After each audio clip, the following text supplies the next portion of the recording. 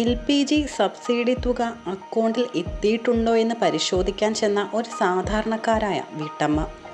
Bank ഉദ്യോഗസ്ഥൻ പറഞ്ഞ ആ കണക്ക് കേട്ട് ഞെട്ടിപ്പോയി. 100 കോടിക്ക് വെറും 3 രൂപ മാത്രം കുറവ്. പശ്ചിമ ബംഗാളിൽ നടന്ന ഈ അവിശ്വസനീയമായ സംഭവത്തെക്കുറിച്ചാണ് നമ്മളിന്ന് സംസാരിക്കുന്നത്. പശ്ചിമ ബംഗാളിലെ സൗത്ത് 24 പർഗാനാസ് ജില്ലയിലാണ് ഈ അത്ഭുത സംഭവം അരങ്ങേറിയത്.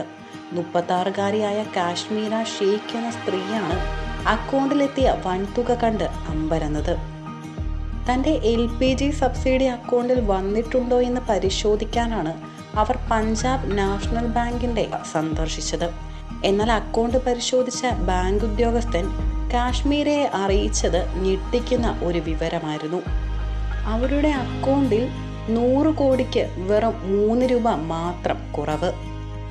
വളരെ സാധാരണമായ ഒരു ജീവിത സാഹചര്യത്തിൽ കഴിയുന്നയാളാണ് കാശ്മീര ഷെയ്ഖ്. ഷീറ്റുമേഞ്ഞ ഒരു ചെറിയ വീട്ടിലാണ് താമസം. ഭർത്താവിൻ്റെ തയ്യൽ വരുമാനത്തിന് പുറമെ സാരികളിൽ എംബ്രോയിഡറി ചെയ്താണ് ഇവർ ഉപജീവനം കഴിക്കുന്നത്.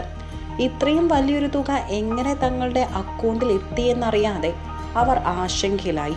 തുടർന്ന് ഈ വലിയ തുകയെക്കുറിച്ചുള്ള അന്വേഷണത്തിൻ്റെ ഭാഗമായി ബാങ്ക് അധികൃതർ ഇവരുടെ ഏക ബാങ്ക് അക്കൗണ്ട് ഇപ്പോൾ മരവിപ്പിച്ചിരിക്കുകയാണ്. എന്നാൽ ഇതൊരു ഒറ്റപ്പെട്ട സംഭവമല്ലെന്നാണ് പുറത്തുവരുന്ന റിപ്പോർട്ടുകൾ വ്യക്തമാക്കുന്നത്. സംസ്ഥാനത്തുടനീളമുള്ള ബാങ്കിംഗ് ഇടപാടുകളെ ബാധിച്ച സംശയാസ്പദമായ സെർവർ തകരാറാണ് ഇത്തരം അപാകതകൾക്ക് കാരണമെന്ന് അനൗദ്യോഗികമായി കരുതുന്നു.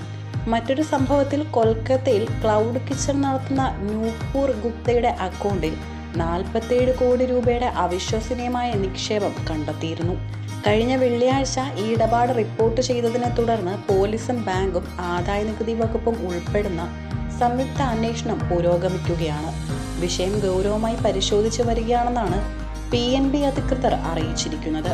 എന്നാൽ തെറ്റായ ക്രെഡിറ്റുകൾക്ക് കാരണം എന്താണെന്നോ ഈ തകരാറിൻ്റെ വ്യാപ്തി എത്രയാണെന്നോ ഉള്ള കാര്യത്തിൽ ബാങ്ക് ഇതുവരെ ഔദ്യോഗിക പ്രസ്താവനയൊന്നും പുറത്തിറക്കിയിട്ടില്ല. ഒരു ചെറിയ സബ്സിഡി തുക അന്വേഷിച്ച് ബാങ്കിൽ ചെന്ന സ്ത്രീയുടെ അക്കൗണ്ടിൽ 100 കോടി രൂപ എത്തിയത് സോഷ്യൽ മീഡിയയിലും വലിയ ചർച്ചയായിരിക്കുകയാണ്.